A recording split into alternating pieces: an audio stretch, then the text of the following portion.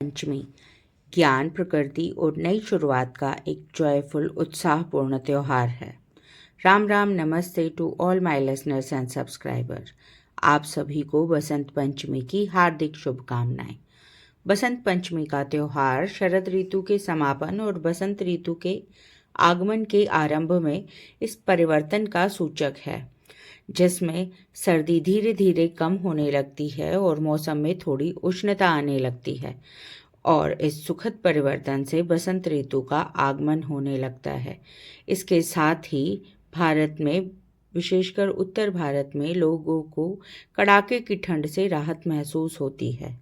लगभग 30 दिन के इस परिवर्तनशील समय के उपरांत बसंत पंचमी से आरंभ होकर होली के समय तक बसंत ऋतु अपने पूरे यौवन में दिखाई देती है। साथ ही अमिट, तेजस्विनी व अनंत गुणशालिनी देवी माँ सरस्वती की पूजा आराधना के लिए माघ मास की पंचमी तिथि निर्धारित की गई है। बसंत पंचमी को उनका आविर्भाव या प्राकट्य दिवस माना जाता है। माँ सरस्वती विद्या और ज्ञान की अधिष्ठात्री देवी हैं। कहते हैं, जिनकी जिह्वा पर देवी सरस्वती का वास होता है वे अत्यंत ही कुशाग्र बुद्धि व विद्वान होते हैं। ऋग्वेद में देवी सरस्वती के असीम प्रभाव और महिमा का वर्णन किया गया है। बसंत पंचमी के दिन देवी सरस्वती का श्रृंगार पीतांबरी परिधान में किया जाता है, अर्थात पीले रंग से किया जाता है।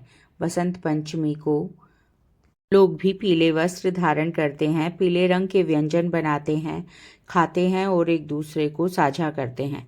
इसके साथ ही कुछ मान्यताओं और परंपराओं में बच्चों की औपचारिक शिक्षा भी बसंत पंचमी से आरंभ की जाती है, क्योंकि बसंत पंचमी का दिन माँ सरस्वती की आराधना का दिन है। बसंत पंचमी से जुड़ी हुई अनेक पौराणिक कथाएं भी हैं। जैसा कि हम सब जानते हैं, माँ सरस्वती का प्राकट्य भी इसी दिन हुआ था और तारकासुर नाम का एक असुर था, जिसे वरदान मिला था कि केवल भगवान के शिव पुत्र के द्वारा ही उसका अंत संभव है।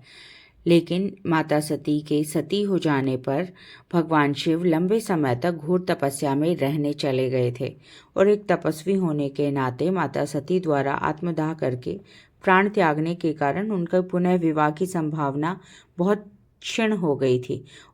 तो फिर तारकासुर ने समूची पृथ्वी पर उत्पात करना आरंभ कर दिया था। इसी बीच देवी सती ने पार्वती के रूप में जन्म लिया। पार्वती जी ने भगवान शिव को पुनः प्राप्त करने के लिए दृढ़ संकल्प किया, किंतु भगवान शिव पर इसका कोई असर नहीं हुआ। तब पार्वती जी की मनोकामना को पूर्ण करने के लिए देवों ने कामदेव को भगवान शिव के ऊपर अपना प्रभाव छोड़ने के लिए भेजा।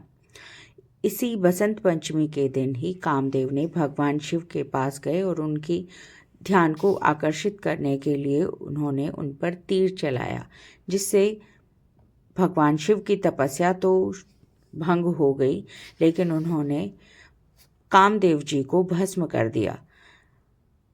तत्पश्चात भगवान शिव ने माँ पार्वती को पत्नी रूप में स्वीकार किया। उस विवाह से जन्मे भगवान कार्तिकेय ने अंततः तारकासुर का अंत किया। सरस्वती पूजन दिवस के अतिरिक्त भारत के अनेक देशों में भी बसंत पंचमी का त्यौहार अलग अलग तरीके से मनाया जाता है। जैसे पंजाब में बसंत ऋतु को पतंग उत्सव के रूप में मनाया जाता है। लोग पीले वस्त्र धारण करते हैं, पीले चावल बनाकर खाते हैं। सिख पुरुष पीले रंग की पगड़ियाँ पहनते हैं। महाराष्ट्र में शादी के उपरांत प्रथम बसंत पंचमी पर विवाहित जोड़े पीले वस्त्र पहनकर मंदिरों में जाते हैं। राजस्थान में इस दिन लोग चमेली के फूलों की मालाएं पहनते हैं। बिहार में सूर्य देवता की प्राचीन मूर्ति की स्थापना बसंत पंचमी के दिन से की गई थी। इस दिन वहां सूर्यदेव की मूर्ति को धोया और सजाकर दिन भर उत्सव मनाया जाता है। इस प्रकार ये त्योहार पूरे भारत में विभिन्न तरीके से मनाया जाता है।